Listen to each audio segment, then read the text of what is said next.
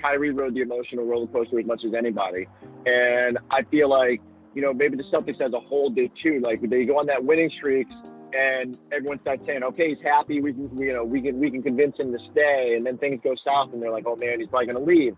And so I do think that ultimately, the plan A, and Danny was like, Danny chose his words carefully here. For plan A after the draft, and once they knew they were going to have cap space, was Kemba and Enes Kanter. But plan A for most of last season was get to the off season, re-sign Kyrie, go get Anthony Davis, and figure it out from there.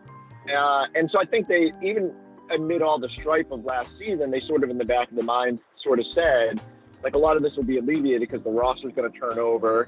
You bring in Anthony Davis, all of a sudden you've got your own little super duo or super team, really, with the pieces that they would have still had. And I think they were just confident that would have changed a lot of what ailed last year's team. And again, they just thought eventually it would click. And I'm sure they were sitting there through that Pacers series and through game one of the Bucks, thinking the same thing, like, all right, maybe they finally found it. And they didn't, and they were what they were by the end.